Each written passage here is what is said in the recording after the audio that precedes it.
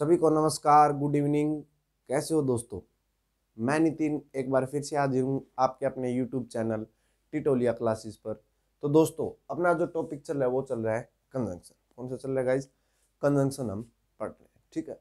उम्मीद करता हूँ लास्ट क्लास आपने अच्छे से देखी होगी। उसमें मैंने कुछ एक्सरसाइज आपको करवाई है जो आपके एग्जाम में एरर वाले जो क्वेश्चन है उसमें आते हैं, ठीक है।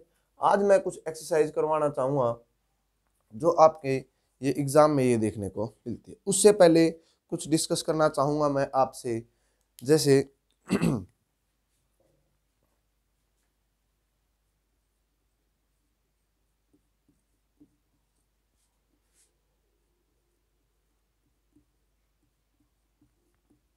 ये मैंने एक्शन लिख रखा है और एक तरफ पर्पस लिखा है, ठीक है। तो अब बात यह है, एक बार इस क्लास को लाइक और शेयर कर दें, ठीक है दोस्तों। शेयर कर दें एक बार, शाबाश, बहुत अच्छे। फिर मैं बताता हूँ इसके बारे में, डिस्कस करता हूँ आपसे। Very good. तो बात करता हूं मैं दोस्तों इसके बारे में। उम्मीद करता हूं आपने शेयर कर दी होगी, ठीक है। वेरी गुड, शेयर कर दें दोस्तों। कुछ शिकारी लोग भी हैं, शिकारियों से भी मैं ये उम्मीद रखता हूं क्लास को शेयर कर दें। Very good. तो आप देखेंगे जब इस बात को कि भी जो आपका पर्पज है और आपका जो एक्शन है, ये दो पॉइंट है आपके, दो जिनको क्लोज बोल देते हैं, सेंटेंस बोलते हैं। जो आपका एक्शन और पर्पज है, दोनों को जोड़ने के लिए हमें कंजंक्शन की जरूरत होती है, ठीक है। किसकी जरूरत होती है? दोनों को जोड़ने के लिए, एक्शन और पर्पज को जोड़ने के लिए अपने को किसकी जरूरत होती है गाइज? कंजंक्शन की जरूरत होती है। उम्मीद करता हूं ये बात सभी को समझ में आ रही है, ठीक है। कि भी एक्शन और कंजंक्शन को, एक्शन और पर्पज को जोड़ने के लिए कंजंक्शन की जरूरत होती है, ठीक है। तो मैं बात करना चाहूंगा, जैसे सो दैट के बारे में डिस्कशन करेंगे। सो दैट, अब बात ये आती है कि भी सो दैट का यूज कैसे करेंगे और किस टाइप के सेंटेंसेस में इसका यूज देखने को मिलेगा, ठीक है। जैसे मैं लिखूं सो दैट का यूज मैं इधर लिखना चाहूंगा इनको, ताकि मैं यहाँ सेंटेंस लिखूंगा थोड़ी देर बाद। सो दैट की जब मैं बात करता हूं दोस्तों, फिर वही बात बनेगी, कोई नहीं, सेंटेंस बाद में लिखूंगा। सो दैट, बात जब मैं सो दैट की करता हूं तो आप इसमें प्रेजेंट या पास्ट, इन दोनों सेंटेंस का यूज करते हुए देखते हैं इससे पहले। और जब आप ये कंजंक्शन का काम करिए और इससे आगे आप सब्जेक्ट मे का या माइट का यूज करते हैं, ठीक है। उम्मीद करता हूं सभी को ये बात समझ में आ रही होगी, ठीक है। कि भी जब आपको सो दैट का यूज करना होता है कंजंक्शन के तौर पे, तो आप प्रेजेंट टेंस या पास्ट टेंस होता है आपका, उधर इधर आपका सब्जेक्ट के साथ मे और माइट का यूज करते हैं, ठीक है। उम्मीद करता हूँ ये बात समझ में आ रही है। इस बात को हम सेंटेंस के तरीके से अच्छे से समझेंगे। जैसे बोलता है she worked hard so that she might qualify the exam, ठीक है। क्या बोला? साथ साथ में लिखने पड़ेंगे। She worked hard so that she qualify the exam,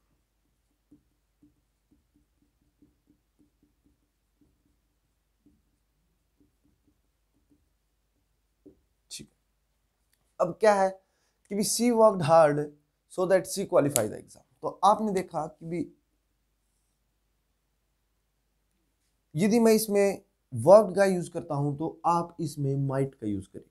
कहने का मीनिंग क्या है? आप इसमें माइट का यूज करेंगे और सी माइट क्वालिफाई द एग्जाम, ठीक। क्या हो जाएगा आपका? सी माइट क्वालिफाई द एग्जाम। उम्मीद करता हूं सभी को ये बात समझ में आ रही होगी, ठीक है। क्या कि भी प्रेजेंट का यदि आप पास्ट टेंस का, दोनों में से किसी भी सेंटेंस को यहाँ यूज करते हैं टेंस का, तो आप पास्ट के साथ माइट का और प्रेजेंट के साथ मे का यूज करें। उम्मीद करता हूं ये बात सभी को समझ में अच्छे से आ रही है।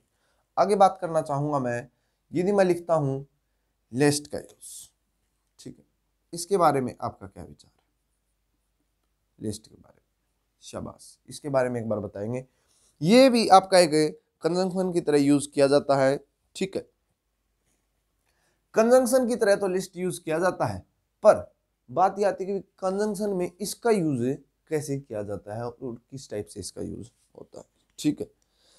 तो जब बात लिस्ट की आती है तो आपका ये शुड के साथ यूज किया जाता है, ठीक है, कहने का मीनिंग जहां इसका यूज किया जाता है उससे नेक्स्ट वाले सेंटेंस में शुड का यूज किया जाता है, ठीक है। पर आगे एक बात, लिस्ट का यूज जब हम करते हैं ये आपका नेगेटिव पॉइंट को बताने के लिए नेगेटिव सेंस देता है। कैसी सेंस देता है? नेगेटिव सेंस के लिए इसका यूज किया जाता है। उम्मीद करता हूं सभी को ये बात समझ में आ रही है। नेगेटिव सेंस देता है, लिस्ट का जब यूज करते हैं तो वो नेगेटिव सेंस देता है। उम्मीद करता हूं सभी को ये बात समझ में आ रही है। ये बात समझ में आ रही है। तो इसके साथ हम कभी भी नोट का यूज नहीं करते। किसका यूज नहीं करते?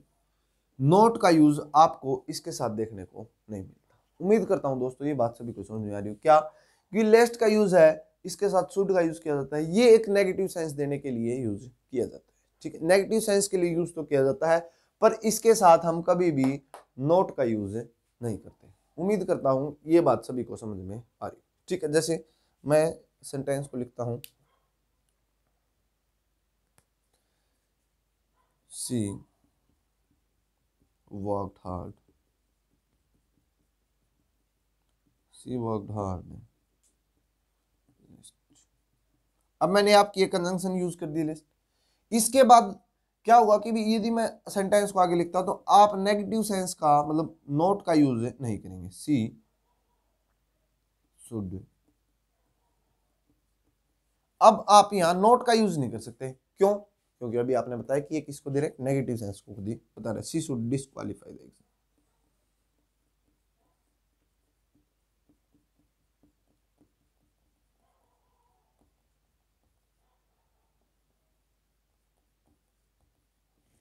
ठीक है, देखेंगे एक बार इस सेंटेंस को, ठीक है। आगे बात करना चाहूंगा मैं, एक बार इस सेंटेंस को देखेंगे फिर आगे डिस्कस करता हूं मैं। ये तो आपका था सो दैट, ये था आपका लिस्ट के बारे में, ठीक है। अब मैं बात करना चाहूंगा सो एज के बारे में। किसके बारे में? सो एज के बारे में। सो एज भी आपका एक कंजंक्शन की तरह ही यूज होता है, पर इसमें क्या डिफरेंस है? इसमें इसके बाद जो आपका सेंटेंस क्लोज जुड़ता है इससे, उसमें जो सब्जेक्ट होता है और उसमें जो हेल्पिंग वर्ब होती है, ठीक है। क्या बोला मैंने? इसमें जो सब्जेक्ट होता है और आपकी हेल्पिंग वर्ब होती है। ये जो सो एज के बाद जब आपका सो एज एक कंजंक्शन का, आप ध्यान देंगे दोस्तों, ये बहुत ही इंपॉर्टेंट पॉइंट्स में से एक है जो आपके एग्जाम में बहुत ज्यादा देखने को मिलते हैं, वो मैंने आपके लिए इसमें कंजंक्शन में पढ़ा रहा हूं, ठीक। तो आप देखेंगे सो एज का जब यूज करते हैं तो आप सब्जेक्ट और हेल्पिंग वर्ब यदि आपको इस सेंटेंस इस कंजंक्शन के बाद में दिखाई देती है, आप इन दोनों को नहीं लिखेंगे। तो सिर्फ इसके बाद टू का यूज करके हम वर्ब की फर्स्ट फॉर्म का यूज करें। उम्मीद करता हूं ये बात भी सभी को समझ में आई। क्या कि सो एज का यदि आपको कंजंक्शन की तरह सो एज यूज करते हैं तो आप सब्जेक्ट का और हेल्पिंग वर्ब का यूज नहीं करेंगे। तो यूज करेंगे किसका? तो हम डायरेक्ट यूज करेंगे 2+V1 का। चलो समझने की कोशिश करते हैं इसको, ये क्या बता रहे हैं। जैसे मैं लिखूं इसको, she worked hard,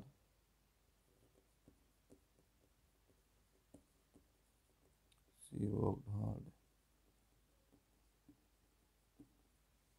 so as, she worked hard so as to qualify the exam।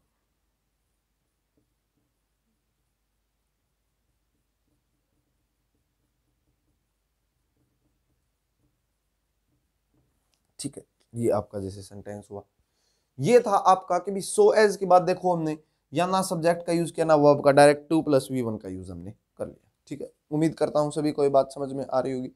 अब मैं बात करना चाहूंगा सो दैट के बारे में। ये सो दैट का हमने तो यूज कर लिया, अब कौन से वाला सो दैट आ गया? तो हमने देखा सो और दैट।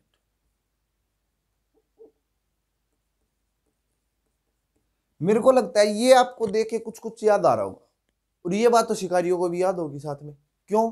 क्योंकि एडवर्ब का जो टॉपिक था ना दोस्तों, जब आपने एडवर्ब का टॉपिक किया था उसमें मैंने जो एक ट्रांसफॉर्मेशन नाम की चीज बताई थी, और उसमें इसका डिस्कशन आपसे किया था। कुछ सेंटेंसेस मैंने लिख रहा था यहाँ, और जब मैंने उसका डिस्कशन यहाँ किया था। ठीक है, जैसे मैं वो सेंटेंस लिख के आपको याद दिलाना चाहता हूँ ताकि मेरे शिकारी दोस्तों को कोई भी दिक्कत ना रहे। ठीक है, जैसे मैं लिखूं रोहित, टू का यूज नहीं किया था, ये वाला टू, ये वाला टू का यूज नहीं किया था, ये वाला जो टू का यूज किया था हमने, ये किसको बता रहा था? बताओ मेरे को।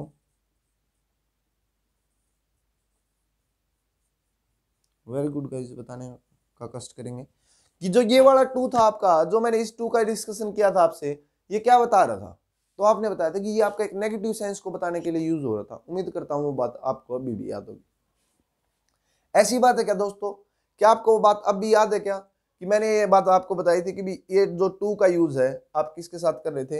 ये आपका एक नेगेटिव सेंस को बता रहा था। ठीक है, यदि आपका नेगेटिव सेंस को बता रहा था, जब हमने इसको ट्रांसफॉर्म किया था सो दैट में, तो आपने देखा था जब हम इस सो दैट का यूज कर रहे थे, तो सो और दैट के बीच में हम जो यूज कर रहे थे वो कौन सा पार्ट्स ऑफ स्पीच का यूज कर रहे थे? तो आपने बताया पार्ट्स ऑफ स्पीच जो हम सो और दैट के बीच में यूज कर रहे थे, वो आपने बताया एक एडजेक्टिव का यूज कर रहे थे। उम्मीद करता हूं सभी को ये बात याद होगी, मुझे याद दिलाने की जरूरत नहीं। तो ये सो दैट का यूज किया कहां जाता है? ये आपका इनएबिलिटी को बताने के लिए,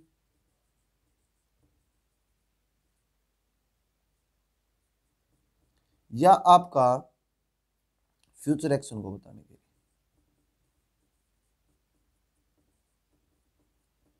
इसका सो दैट का यूज देखने को मिलता है। अब आप इसको ट्रांसफॉर्म करेंगे तो वो आपकी बात है वो सामने आ जाएगी निकल के। ठीक है, जो आपने की थी, दिख रहा है क्या नीचे तक? एक बार देखना, दिख रहा है? ठीक, तो देखो मैं उसको ट्रांसफॉर्म करता हूं आपके लिए दोबारा से। उम्मीद करता हूं वैसे तो आपको आती होगी ये बात, तो मेरे शिकारी दोस्त हैं वो भी जानते हो, क्यों शिकारी हो। ठीक है, बिल्कुल, बहुत अच्छे। तो हमने जब इसको ट्रांसफॉर्म किया था तो कुछ इस तरीके से किया था, रोहित इज सो दैट, सो के साथ फिर यहां एडजेक्टिव का use, so weak, Rohit is so weak that. ऐसा था कि कुछ आ रही कैसी कार्य हो याद बात? Rohit is so weak that see he can not carry, ठीक है, एनीथिंग। सुन लो तो ये बात दिख नहीं रही नीचे। तो Rohit is so weak that he can not carry anything. तो आपने देखा कि भी एक नेगेटिव सेंस के लिए यूज हुआ सो दैट का यूज, और ऊपर से एक बात और देखी कि भाई ये आपका ट्रांसफॉर्म हुआ तो इसने एक इनएबिलिटी को बताया। क्या आपकी एक इसने इनएबिलिटी को बताया या नहीं बताया? एक बार इसको नोट डाउन करेंगे, फिर मैं आगे एक और डिस्कशन करना चाहूंगा आपसे। कन्वेंशन रही हुई है जो अपनी,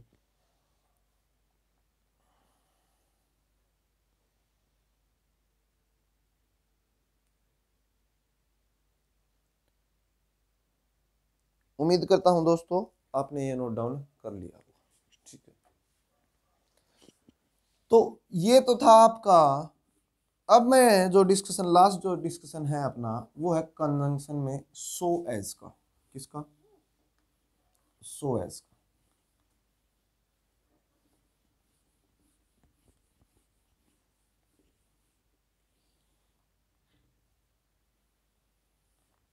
ठीक, ये भी कर ही लिया हुआ नोट डाउन।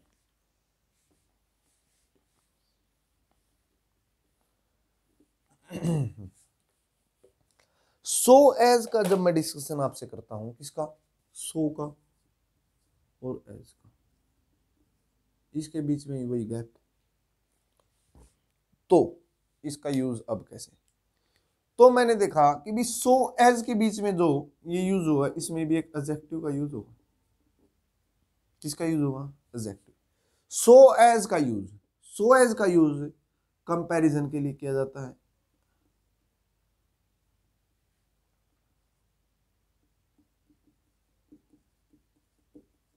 ठीक है, सो एज का यूज कंपैरिजन के लिए किया जाता है।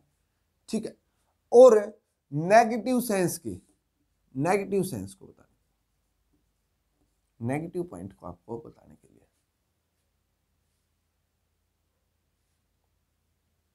जैसे मैं आपके लिए एक सेंटेंस लिखूं और आपको समझाना चाहूं उस बात से, क्या जैसे लिखता है कि रवि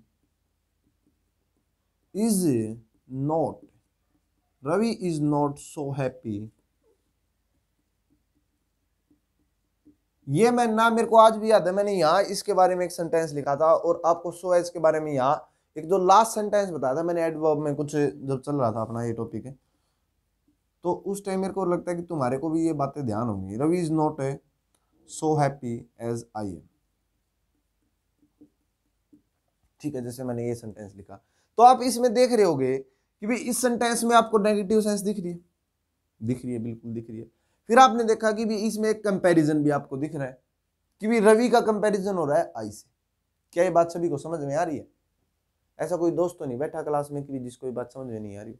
यदि ये बात आपको समझ में आ रही है दोस्तों तो बहुत अच्छे, एक बार इसको नोट डाउन करेंगे। फिर जैसे मैं आपके लिए एक सेंटेंस लिखूं,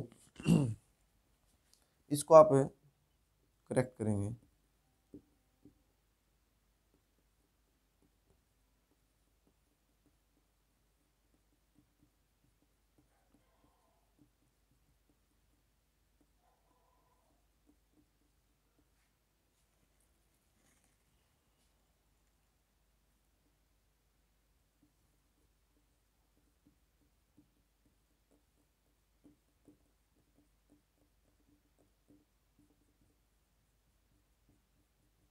ये मैंने आपके लिए सेंटेंस लिख दिया। ठीक है,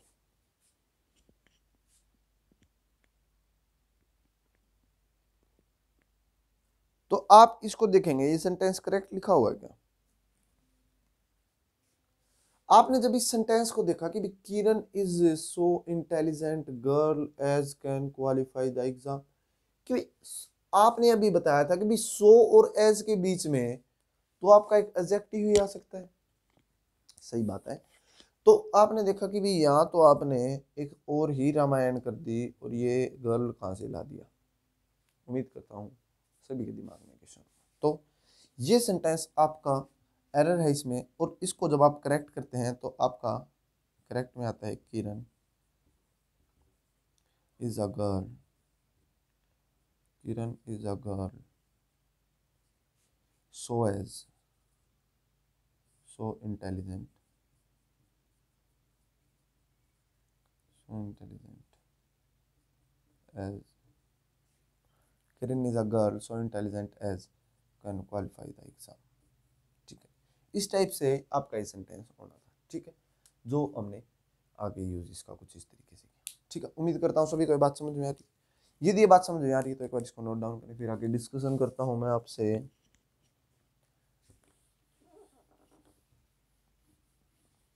क्लास को शेयर कर दें भाई, अभी तक जिन्होंने शेयर नहीं किया है उनसे मेरा कोई भी रिक्वेस्ट नहीं है। ठीक है, क्योंकि रिक्वेस्ट वाली बात ही नहीं है ये तो, या रिक्वेस्ट करने की बात है ये कि भी शेयर करने भी रिक्वेस्ट करनी पड़ेगी है? अब मैं बात करना चाहूंगा आपसे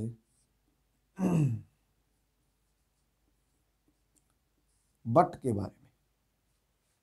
बट जो है आपका, इसके बारे में डिस्कस कि जो बट का यूज करते हैं हमें, वो किस टाइप के सेंटेंसेस में देखने को मिलता है। बट का यूज, ब्यूटी बट, परंतु। तो आपने जब जब भी आप जैसे सेंटेंस यूज करते हैं तो आपने देखा होगा कि बट का यूज है ना जो आपने, वो कॉन्ट्राडिक्शन में यूज करते हैं। जो आपके कॉन्ट्राडिक्शन सेंटेंस होते हैं ना उनमें यूज करते हैं। कहने का मीनिंग क्या कि भाई इधर जो सेंटेंस लिखा हुआ होगा और जो उधर जो सेंटेंस लिखा हुआ होगा, क्या बोला मैंने, इधर जो सेंटेंस लिखा हुआ है और उधर जो सेंटेंस लिखा हुआ है बट के, वो सेंटेंस एक दूसरे के अपोजिट होंगे। क्या मैं सही बोल रहा हूँ? क्या कि भाई इधर जो सेंटेंस लिखा हुआ है और उधर जो सेंटेंस लिखते हैं यहाँ पे, आप देखते होंगे कि भी ये एक दूसरे के जो सेंटेंस होते हैं वो अपोजिट होते हैं। ठीक है, उम्मीद करता हूँ सभी को ये बात पता होगी, और आज ये बहुत ही छोटी सी बात है जो आपको आती भी होगी। ठीक, यदि ये बात आपको समझ में आती है तो ठीक है, तो मैं कुछ सेंटेंसेस लिखना चाहूंगा आपके सामने और उसके बारे में हम डिस्कशन करेंगे। ठीक है, कहाँ गया कुछ दूसरी बात।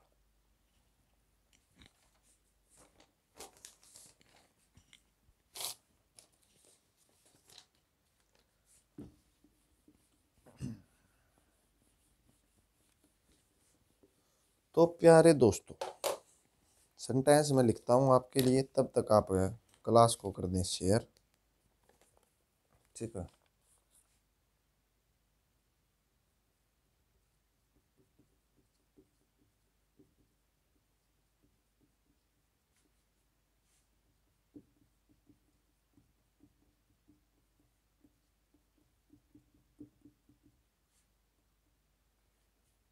डी आपका।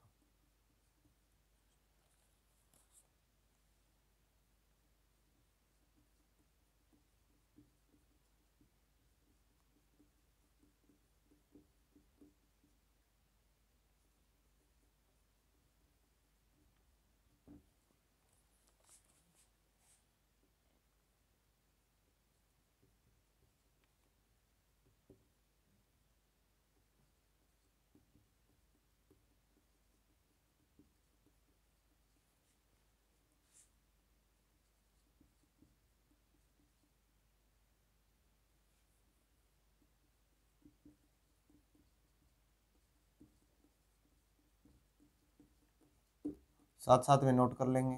ठीक है, जो दोस्त नोट एक साथ कर सकते हैं तो वो एक बार क्लास को शेयर कर देंगे।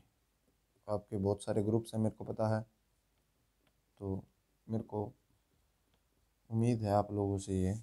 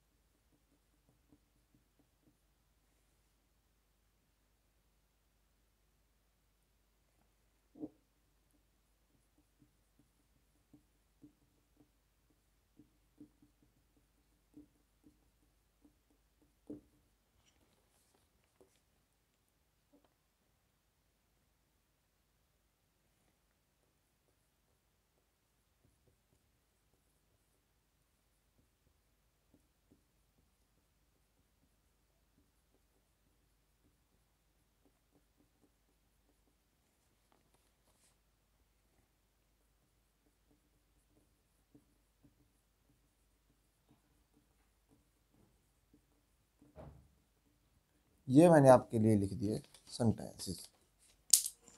ठीक है, तो अब हम इनका यूज देखेंगे। पहले डिस्कस करना चाहूँगा मैं ये दो सेंटेंस के बारे में। ठीक है, इस फर्स्ट सेंटेंस को पढ़ो, द टीचर वाले को, इसको। Very good. तो आप जब इस सेंटेंस को पढ़ रहे होगे तो आपने देखा है लिख रखा है the teacher was in the class but she did not teach। क्या लिख रखा है? The teacher was in the class but she did not teach। ठीक, तो हमने इसमें एक बात देखी, वो क्या कि टीचर क्लास में है, बिल्कुल, और वह पढ़ा नहीं रहा। इसका मीनिंग क्या होगी? भी टीचर क्लास में है तो वो क्या करते हैं? पढ़ाते हैं। पर इसमें क्या हो रहा है कि भी ये ऐसा नहीं हो रहा, जो होना चाहिए था वो नहीं हो रहा। और ये आपका जो ये सेंटेंस है किससे जुड़ रहे हैं? आपके दो क्लॉज है, ये आपके बट से जुड़ने लग रहे हैं, ठीक है। तो आपका जो बट कंजंक्शन है, इससे क्या पता चला आपको कि जो बात कॉन्ट्राडिक्शन की होती है जब हम बट का यूज करते हैं, जब आपके दोनों सेंटेंस एक दूसरे के अपोजिट होते हैं। ये बात सभी को समझ में आ रही है? यदि ये बात समझ में आ रही है तो नेक्स्ट सेंटेंस देखेंगे, she did not land me money तो दो शी हैड इट। क्या बोला? She did not land me money दो शी हैड इट। उसने मुझे पैसे नहीं दिए परंतु उसके पास थे। इसका मीनिंग क्या हुआ कि जो आपका ये दो है, ये भी आपका एक कॉन्ट्राडिक्शन को बताने के लिए यूज हो रहा है। ये बात सभी को समझ में आ रही है?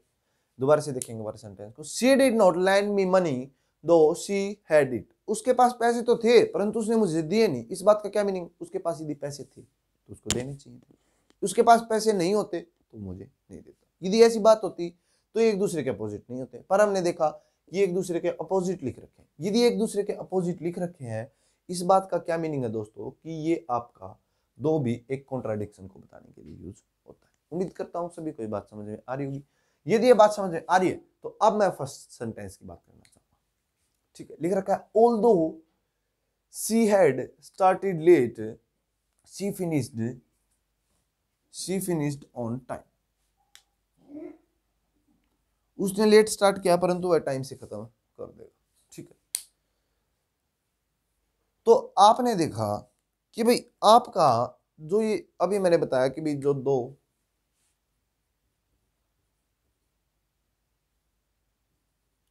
और ऑल दो,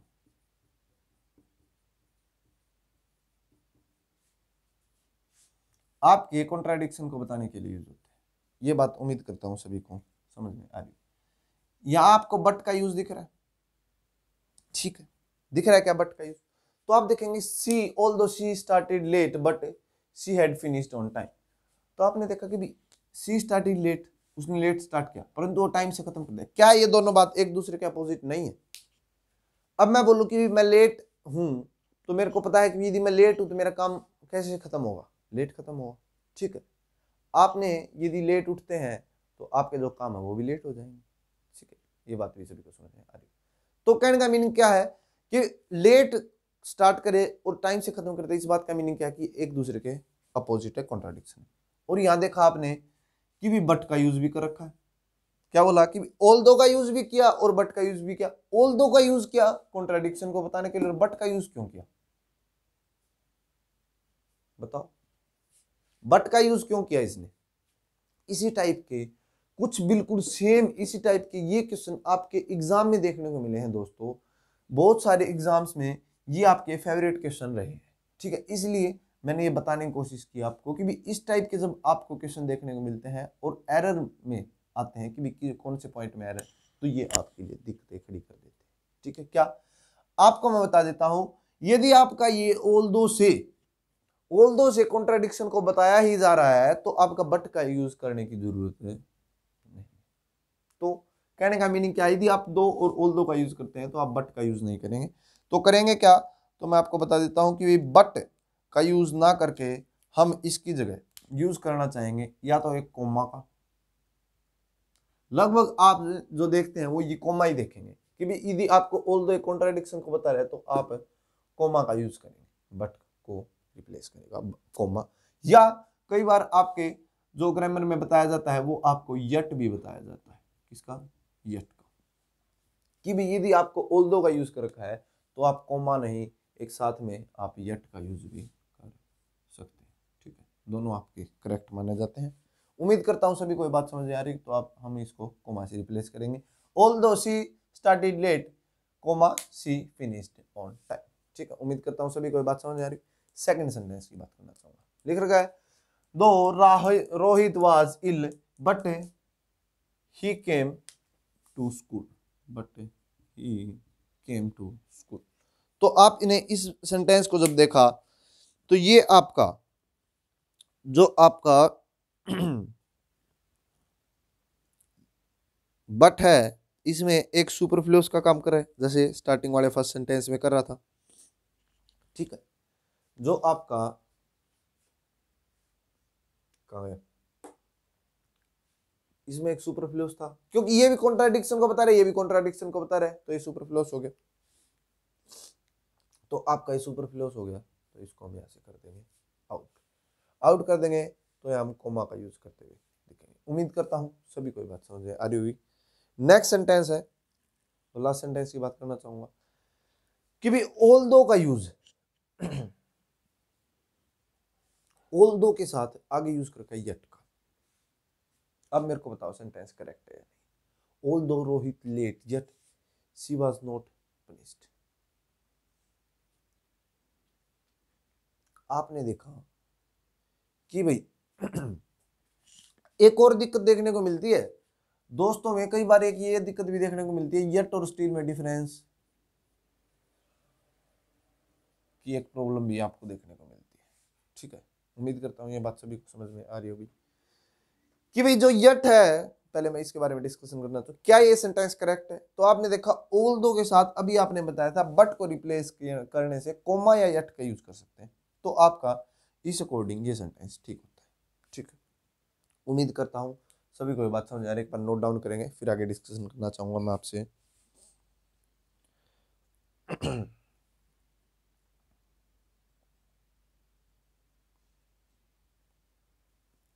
ठीक है, तो आपने ये बात नोट डाउन कर ली होगी।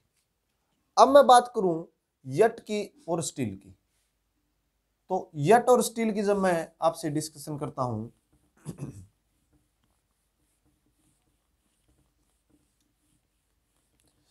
तो एक बात तो आपको क्लियर होगी कि भाई आपने जहां ऑल दो का यूज किया उसके साथ यट का यूज किया, इसका मतलब ये भी कहीं ना कहीं नेगेटिव सेंस को बताने के लिए यूज किया जाता है। तो आपका जो यट है ना दोस्तों, किसकी बात कर रहा हूं मैं, यट की। जो आपका यट है वो आपका जैसे प्रेजेंट परफेक्ट में देखने को मिलता है, प्रेजेंट परफेक्ट में इसका ज्यादातर यूज देखने को मिलता है, और आपका ये नेगेटिव सेंस को बताने के लिए यूज किया जाता है। जैसे मैं लिखूं Sonika has not paid fees, Sonika has not paid fees yet. मैंने ये सेंटेंस लिखा कि Sonika has not paid fees yet. तो आप देखेंगे कि भाई इसमें क्या है कि भाई उसने अभी तक फीस नहीं दी है। इस बात का मीनिंग क्या हुआ कि भाई ये आपका एक नेगेटिव सेंटेंस को बताने के लिए। तो कहने का मतलब क्या है, जो एडवर्ब है आपका, ये मतलब ये यट है, ये एडवर्ब ऑफ टाइम को के लिए यूज किया जाता है, एडवर्ब ऑफ टाइम। ठीक है, उम्मीद करता हूँ सभी कोई बात समझ में आ रही होगी कि एडवर्ब ऑफ टाइम को बताने के लिए इसका यूज करते हैं। ठीक है, और इसका यूज एक हम अनफिल्ड, ठीक है, अनफुलफिल्ड एक्शन को बताने के लिए भी कर सकते हैं। वो एक्शन है जो कंप्लीट अभी तक नहीं हुए। एक्शन तो ये भी वही है, ये आपके क्या है कि भी एक नेगेटिव सेंस को बताने के लिए यूज किए जा रहे हैं, और वो आपके अनफुलफिल्ड एक्शन जो होते हैं वो किसके लिए यूज किए जाते हैं कि भी जो एक्शन अभी तक कंप्लीट नहीं हुआ है। जैसे मैं इसी सेंटेंस को बनाऊं she has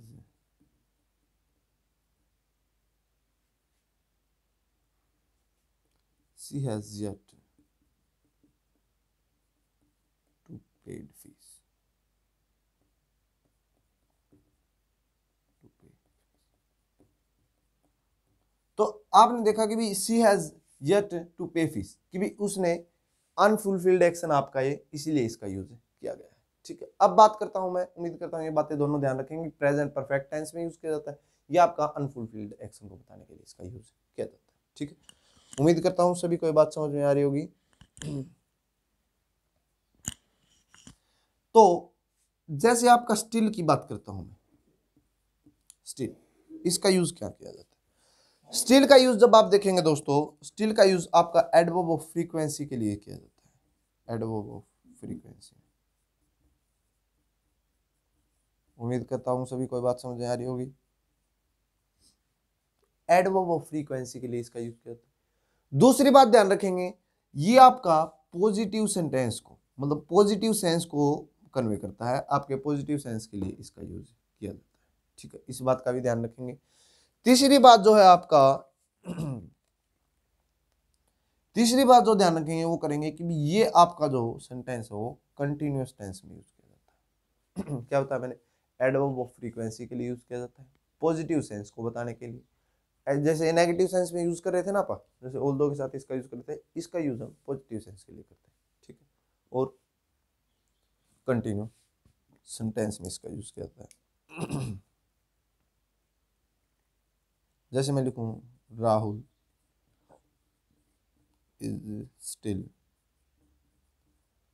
is still calling his friend. ये मैंने आपको बताया कि लिखा Rahul is still calling his friend. उम्मीद करता हूं सभी कोई बात समझ में आ रही कि भी जो स्टिल का यूज है वो एडवर्ब ऑफ फ्रीक्वेंसी के लिए, पॉजिटिव सेंटेंस पॉजिटिव सेंस के लिए कंटिन्यूअस टेंस में यूज किया जाता है। जो आपका येट है उसका प्रेजेंट परफेक्ट में नेगेटिव सेंस को बताने के लिए एडवर्ब ऑफ टाइम में यूज किया जाता है। तो दोस्तों और शिकारियों, अपनी क्लास आज की यहीं तक रखते हैं। उम्मीद करता हूं आपको ये मेन डिफरेंस भी समझ में आया होगा। यदि आपको ये डिफरेंस समझ में आया है तो इसी के साथ मैं नितिन आपसे आज के लिए इतना ही अलविदा लेता हूं। फिर मिलेंगे नेक्स्ट क्लास में। जो दोस्त नया जुड़ा है क्लास में वो चैनल को सब्सक्राइब कर दें, लाइक कर दें और शेयर भी कर दें दोस्तों। इसी के साथ आज के लिए इतना ही। Thank you friends.